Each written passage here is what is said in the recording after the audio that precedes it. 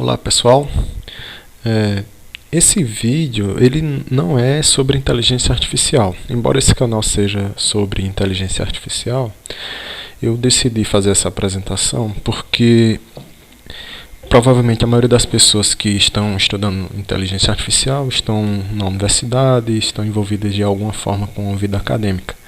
E uma das perguntas que os alunos me fazem às vezes é como é que a gente poderia conciliar vida acadêmica e vida pessoal. Essa apresentação é uma apresentação que eu já fiz umas 3 ou 4 vezes para alunos de graduação do curso de Ciência da Computação, lá da Universidade Federal de Campina Grande. E eu resolvi colocar essa apresentação online para que outras pessoas tivessem também a oportunidade de conhecer essas minhas ideias sobre esse assunto. Então a primeira coisa é, eu não vou mais repetir coisas que são muito óbvias, que várias pessoas já falam, que os programas de TV falam, existem milhares de canais de YouTube que falam sobre isso. E o óbvio é, exercícios físicos fazem bem para a saúde, dormir faz bem para a saúde, ter uma alimentação variada, mas com poucos doces e gorduras faz bem para a saúde. Então isso é óbvio, não preciso enfatizar isso. Também não vou falar sobre esses assuntos muito, porque também vocês podem ler outras coisas. Vocês podem ler a revista Super Interessante, Vida Simples, Mente Cérebro, Bons Fluidos, etc. que você queira. Vou dar só orientações gerais sobre esses assuntos.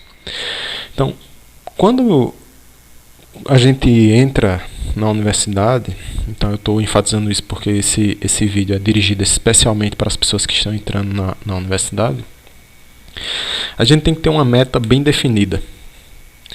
E essa meta, ela é bem simples. É você se formar num tempo adequado, sem ter sofrido nenhum problema no percurso e tendo aprendido muita coisa. Esse é o objetivo, essa é a meta. E isso tem que ser bem claro, né? Porque, infelizmente, às vezes, algumas pessoas entram na universidade sem saber nem o que é que estão fazendo naquele curso. Isso é um problema muito sério. Porque se você não tem objetivos claros, você não vai chegar a lugar nenhum. Ou, qualquer lugar que você chegar, você vai ficar satisfeito. E, provavelmente, um lugar que você chega sem ter planejado não vai ser muito útil na sua vida, na sua carreira. Uma vez que a gente tem bem definido qual é a meta, o próximo passo é nós definirmos quais são as nossas prioridades. E aí a nossa vida é formada por várias coisas diferentes, além da universidade, além dos estudos.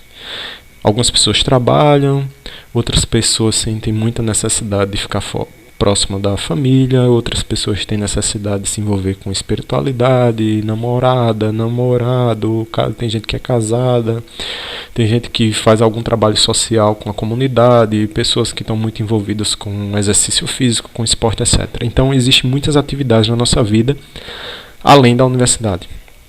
No entanto, o período que nós estamos na universidade é um período extremamente importante para a nossa vida, porque é nesse período que provavelmente será feito um investimento de esforço que renderá lucros por décadas.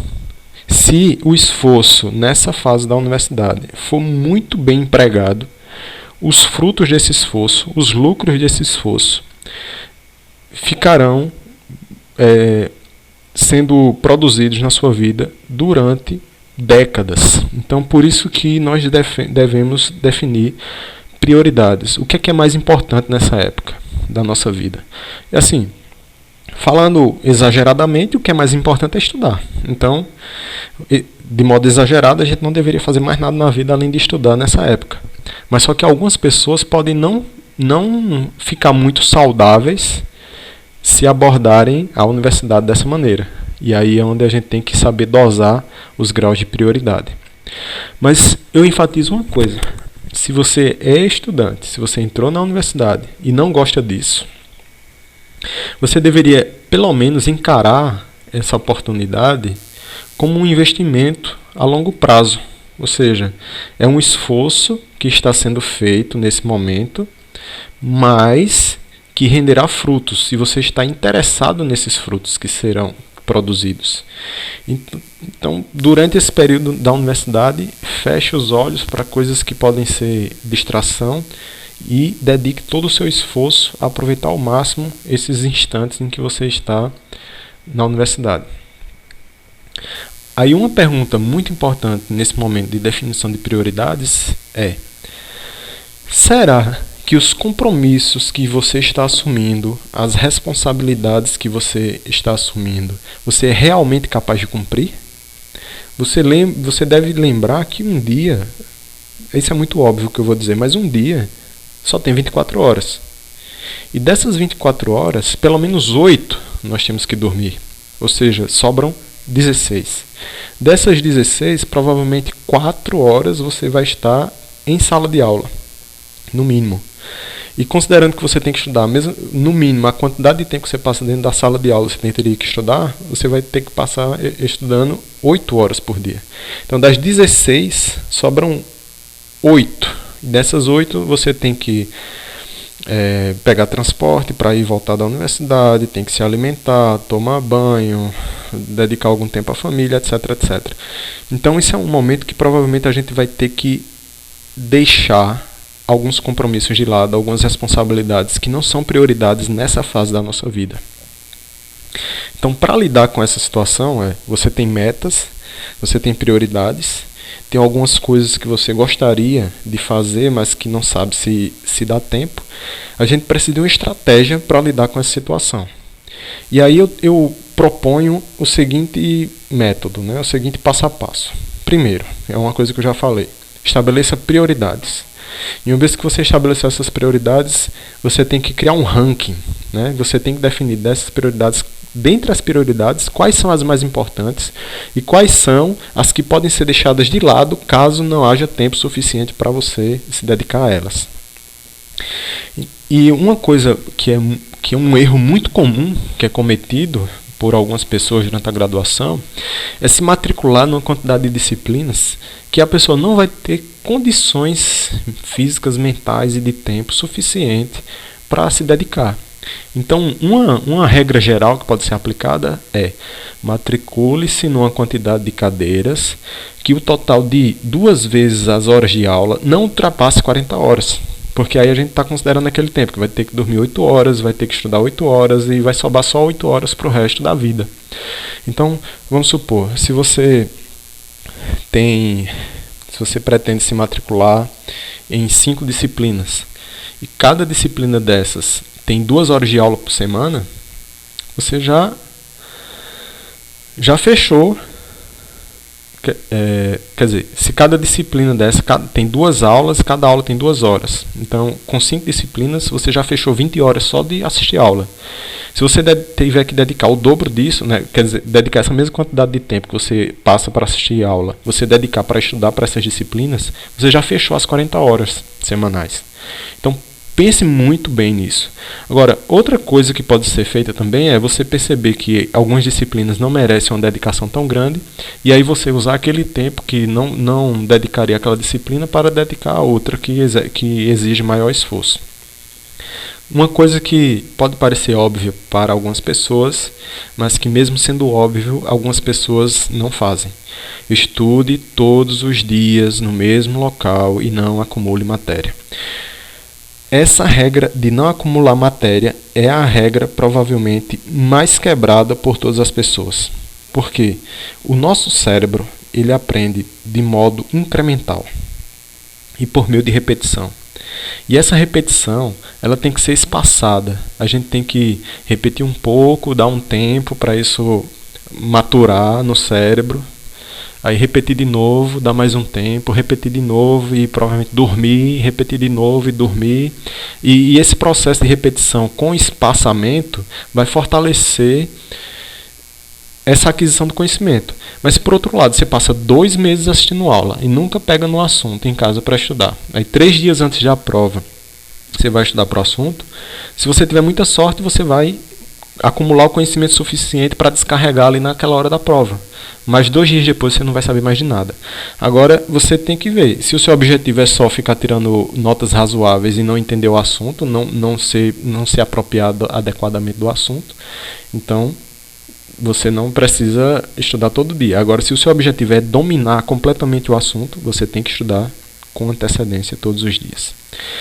E aí você tem que estudar todas as disciplinas, toda semana.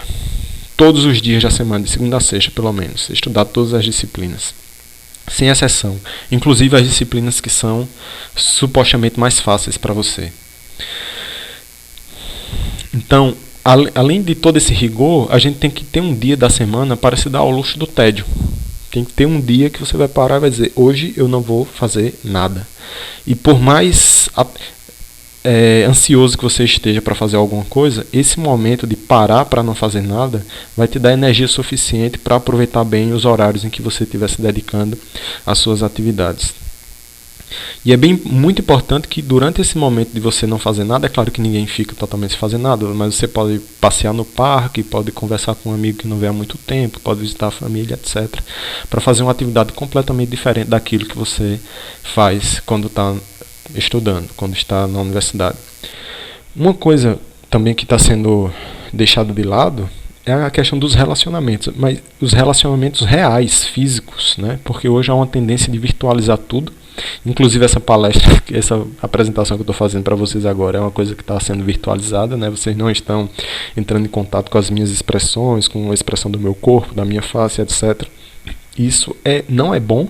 Não é bom para o cérebro, não é bom você se privar de relações físicas reais com as pessoas. E aí eu digo, tenha relacionamentos reais com as pessoas, com a família, com os amigos. Não se dedique apenas a conversar por mensagem eletrônica, YouTube, Facebook, etc. Converse com as pessoas de modo real. Isso é muito importante. Outra coisa importante, nunca, com exceção do dia do tédio, permita-se questionar. O que eu poderia fazer? Ou eu não sei o que fazer agora. Quando alguém se questiona sobre o que poderia fazer, essa pessoa não se planeja. Ela não tem um mínimo planejamento do que pretende fazer. Ou seja, você deve ter no início da semana tudo anotado.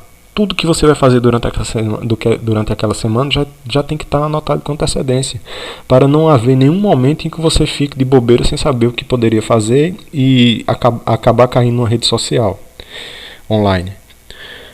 Outra coisa, principalmente para estudantes da área de ciência da computação, inteligência artificial, engenharia de software, etc., programadores em geral, use o Workhave. O Workhave é um programinha open source, barato, que você pode baixar da internet de graça, e ele vai proteger você contra lesões por esforço repetitivo. Então essa é uma ferramenta muito importante. Tenha um hobby totalmente desconectado do seu trabalho ou estudo. Então, ou seja, faça coisas desvinculadas do trabalho. Aí as pessoas, por exemplo, em computação, passam o dia programando, quando chega em casa à noite vai direto para o videogame. Assim, é divertido, é bom para algumas pessoas, mas a atividade é muito vinculada ao que você já faz, e esse relaxamento pode não ser o suficiente para você. Então, pense em coisas que desacoplem a sua mente do seu processo de trabalho. Isso vai ajudar também, inclusive, na sua criatividade. Existe uma abordagem chamada Zen to Dawn, que na verdade é um resumo, é uma metodologia resumida de outra abordagem mais completa, que é o Get Things Done, que dessa abordagem Zen to Dawn eu selecionei 5 tópicos aqui que são extremamente importantes. Então, primeiro, tem um caderno, tem uma agenda, tem alguma coisa para você anotar o que você não quer esquecer, porque a pior coisa que existe é você ter uma coisa para fazer, não fazer, e você ficar com uma thread e um processo rodando na sua cabeça o tempo todo, tentando lhe lembrar do que deve ser feito e ocupando a sua memória RAM com informação desnecessária naquele momento. Então, lembrou de algo para fazer, anote no caderninho e fique tranquilo que você não vai esquecer, porque o caderninho está ali, você pode ir lá ver o que é que falta ser feito. Então tenha de 1 a 3 Big Rocks da semana, ou seja, no início da semana, selecione 3 grandes problemas que você quer resolver durante aquela semana. 3 coisas que você quer fazer. 3 coisas que, quando você resolver, você vai ficar muito satisfeito com a sua semana. Tenha foco, ou seja, não tente ser multitarefa. Nenhum ser humano é multitarefa, já está comprovado, então não tente fazer várias coisas ao mesmo tempo. Decida uma única coisa que você quer fazer, escolha, faça, vá até o fim e pegue a próxima e siga. Tenha listas simples e cheque-as diariamente. Ou seja, o caderninho vai servir para isso. Você anota o que é que você quer fazer. Você pode usar esse caderninho tanto como um planejamento, para anotar as coisas que você pretende fazer, como também para ser a sua memória de auxílio, né? A sua memória RAM, para ir anotando coisas que vão surgir na medida que você está trabalhando ou que você está envolvido em outra atividade. Trabalhe em atividades pelas quais seja apaixonado, ou seja, se você faz uma coisa que você está gostando, esse esforço ele será muito menor do que você está trabalhando sem estar envolvido emocionalmente com o que você está fazendo. Então, material útil, né? Sugestões de leitura. Então, existe muito material útil na internet sobre esse assunto, e aqui tem alguns que eu sugiro que sejam lidos, né? Os 7 hábitos das pessoas altamente eficazes. É claro que tem um exagero aí nessa história de altamente eficazes, mas existem algumas habilidades que são boas de serem desenvolvidas e são sugeridas nesse livro. Uma delas é você estar sempre procurando melhorar, sempre procurando aprender novas coisas, né? Que eles chamam de afiando o instrumento. Tem um site chamado efetividade.net que dá várias dicas de como a gente ser mais efetivo nas nossas atividades. O livro Get Things Done, que foi de onde o Zen to Done foi construído. Esse método Zen to Done, existem tutoriais em português escritos de umas 10, 15 páginas explicando exatamente como é que é esse método. O livro Não Faça Tempestade em Copo d'Água, foi de lá que eu tirei a ideia da história do dia do tédio, né? Você tirar um dia na semana para ficar sem fazer nada. Esse site Papo de Homem tem coisas muito úteis, inclusive para as mulheres. É muito legal esse site. E um livro especialmente para a galera de computação é o livro A Lição Final, que o autor fala da sua vida em ciência da computação e alguns hábitos, algumas coisas que ele fez durante a carreira que o ajudou a ter sucesso. E aí, por fim, muito obrigado por ouvir essa apresentação. E lembre-se, seja como a água, flexibilidade nas situações. Obrigado.